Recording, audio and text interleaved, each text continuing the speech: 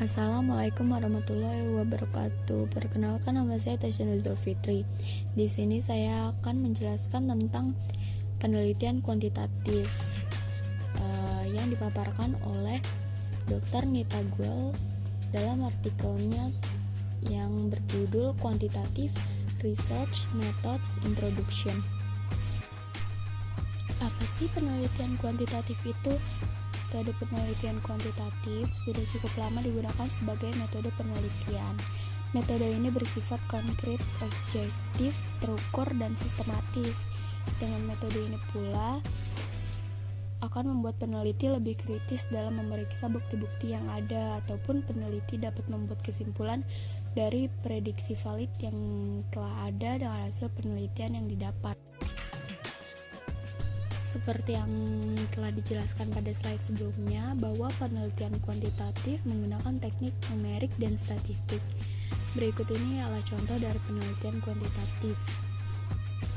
Misalnya, berapa sih presentasi siswa yang lulus sekolah menengah kejuruan, terus bisa mendapatkan pekerjaan yang menguntungkan dalam waktu 1 tahun setelah lulus. Atau berapa sih banyak anak-anak yang lulus sekolah dasar dan dapat melanjutkan ke jenjang sekolah menengah. Nah, contoh itu kan dapat dengan mudah diukur karena pernyataan dari responden menyatakan dalam jumlah atau angka. Ada juga contoh lain dari metode kuantitatif yang jawabannya tidak langsung numerik. Misalnya kayak ada satu pernyataan, sistem mas kawin adalah kejahatan sosial di India. Terus responden memiliki hak untuk memilih salah satu jawaban dari beberapa pernyataan berikut. Misalnya nomor 1 itu sangat setuju, nomor 2 itu setuju, nomor 3 baik setuju atau tidak setuju, nomor 4 tidak setuju, dan nomor 5 sangat tidak setuju. Nah, dalam contoh ini pernyataannya ada skor dari 1 sampai 5. Untuk mempermudah peneliti dalam menghitung kisaran aktual skornya, peneliti dapat mengalihkan skor terendah dan tertinggi dengan jumlah total pernyataan dalam skala. Jadi kan misalnya skor 1 itu dikaliin sama 5 pernyataan, jadinya 5, terus skor 5 dikaliin sama 5 pernyataan, jadinya 25. Nah, pada 5 pernyataan ini rentangnya akan berada pada 5 hingga 25. Dalam mempermudah penelitian, peneliti harus membuat interval dalam kisaran 5 hingga 25. Contohnya seperti skor 5 hingga 11 itu mewakili responden yang memiliki pandangan negatif, sedangkan skor 12 hingga 18 mewakili responden yang memiliki pandangan yang cukup negatif, dan pada skor 19 hingga 25 mewakili pandangan positif dari responden tentang analisis ini. Di sini saya akan menjelaskan tentang komponen-komponen kunci dari kuantitatif metode penelitian. Apa sih komponen kunci itu? Maksud dari komponen kunci itu tuh komponen-komponen yang wajib ada dalam metode kuantitatif ini. Yang pertama itu tuh ada unit. Unit itu tuh orang-orang atau hal-hal yang datanya telah kita kumpulkan pada penelitian tersebut. Contohnya seperti anak-anak, suku, perempuan yang bekerja, mahasiswa, dan lain-lain. Yang kedua itu variabel. Variabel itu tuh karakteristik spesifik dari unit yang sedang diteliti. Seperti yang disarankan oleh namanya, variabel memiliki nilai-nilai yang berbeda, bisa dalam nama, jenis, derajat, jumlah, dan sebagainya. Contohnya itu kayak variabel usia, jenis kelamin, tingkat pendidikan, pendapatan, dan lain-lain. Terus ada juga contoh dalam metode kuantitatif ini tuh harus ada sampel, bagian dari jumlah total individu atau lembaga atau dosa atau desa atau kota atau rumah tangga, ataupun artikel dan sebagainya dari data yang dikumpulkan dalam studi penelitian. Terus ada juga hipotesis. Hipotesis itu penting dalam metode kuantitatif ini. Hipotesis itu tuh pernyataan yang menjelaskan hubungan antara 2 atau lebih variabel, validitas yang perlu diuji dengan bantuan 2 empiris. Pernyataan ini diuji selama penelitian. Dalam penelitian kuantitatif, Hipotesis biasanya didasarkan pada temuan penelitian sebelumnya. Selanjutnya, terdapat 4 jenis utama dari penelitian kuantitatif. Yang pertama itu ada deskriptif. Penelitian deskriptif menggambarkan atau mengkuantifikasi identifikasi variabel. Peneliti yang menggunakan penelitian deskriptif ini tuh biasanya melibatkan pertanyaan-pertanyaan seperti berapa banyak sih, atau berapa persen, ataupun berapa sering. Penelitian deskriptif mengumpulkan data tentang status hal-hal dengan menggunakan data ini untuk menganalisis pertanyaan penelitian. Contoh dari pertanyaannya itu ada berapa persen dari pemulung yang memiliki anak perempuan, atau seberapa sering remaja menggunakan jaring sosial secara bulanan. Selanjutnya itu ada penelitian korelasional. Dalam penelitian korelasional ini tuh dimaksudkan untuk menentukan sejauh mana sih 2 atau lebih variabel yang ada pada data terkait satu sama lain. Misalnya seperti apa sih hubungan antara relawan dan harga diri, atau apa hubungan antara merokok dan usia orang tersebut. Jenis penelitian penyebab perbandingan atau komparatif merupakan jenis penelitian deskriptif yang dilakukan secara mendasar tentang sebab akibat dengan menganalisa faktor-faktor penyebab ataupun munculnya suatu fenomena tertentu.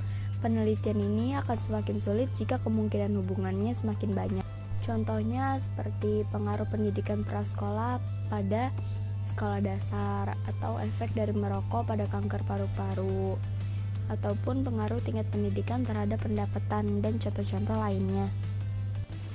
Yang selanjutnya ada jenis penelitian eksperimental.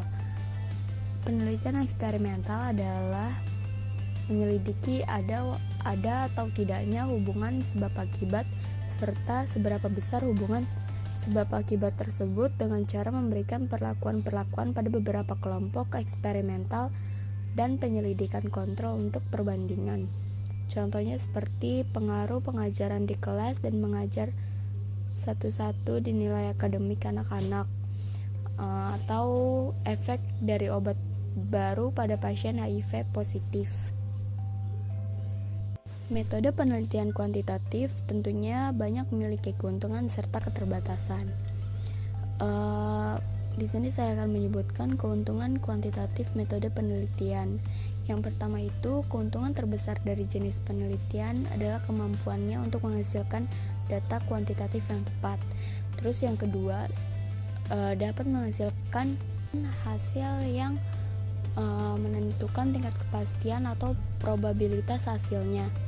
Yang ketiga itu, studi kuantitatif ini dirancang dan diimplementasikan dengan menggunakan metode ilmiah. Tentunya dapat menghasilkan data yang dapat diandalkan dan akurat karena meminimalkan bias penelitian. Yang keempat, penelitian kuantitatif ini menghasilkan data yang dapat digeneralisasi untuk populasi yang lebih besar. Ini sangat berguna ketika merancang kebijakan atau intervensi program. Yang kelima, analisis kuantitatif memungkinkan pengujian berbagai hipotesis untuk memverifikasi apakah mereka berlaku dalam konteks tertentu. Yang keenam, penelitian kuantitatif dapat direplikasi dalam konteks lain atau jangka waktu, dan ini memfasilitasi pemahaman yang lebih baik dari fenomena dalam konteks yang berbeda.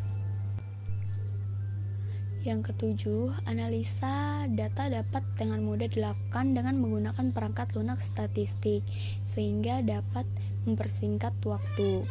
Yang kedelapan, metode penelitian kuantitatif membuatnya sangat sederhana untuk mengumpulkan data dari sampel besar dalam jangka waktu yang relatif singkat. Yang kesembilan, karena akurasi dan data digeneralisasikan di produksi, metode penelitian kuantitatif lebih disukai oleh pembuat kebijakan, penyandang dana, dan donatur. Sedangkan kelemahan dari metode penelitian kuantitatif ini yang pertama ialah karena penelitian ini fokus pada numerik, jadinya penelitian kuantitatif ini tidak menyediakan wawasan kontekstual. Dengan demikian dapat mengabaikan faktor-faktor tertentu yang mempengaruhi mata pelajaran untuk berpikir atau bertindak dengan cara tertentu. Yang kedua, penelitian kuantitatif mungkin tidak memungkinkan untuk mata pelajaran yang memberikan penjelasan atau data naratif, sehingga mungkin menyiratkan gambaran yang tidak lengkap. Dalam artikel metode penelitian kuantitatif yang dibuat oleh Dr. Neta Goel, juga terdapat penjelasan tentang situasi apa sih yang cocok untuk menggunakan metode penelitian kuantitatif ini. Yang pertama, penelitian kuantitatif memberikan jawaban numerik yang pasti dan akurat. Oleh karena itu, jika peneliti memerlukan data numerik, metode kuantitatif ini menjadi pilihan yang tepat untuk proyeknya. Yang kedua, karena data kuantitatif ini mudah ditiru di seluruh pengaturan yang berbeda, maka peneliti perlu mendapatkan informasi dari konteks yang berbeda. Metode ini mungkin pilihan yang tepat jika memiliki hipotesis tertentu yang ingin diuji, misalnya anak-anak yang sekolah hingga sarjana akan memperoleh pendapatan yang lebih tinggi ketika mereka dewasa, atau peneliti ingin memeriksa hubungan antara dua atau lebih variabel seperti merokok dan kanker paru-paru, maka penelitian ini dapat mengambil manfaat dari penggunaan metode kuantitatif.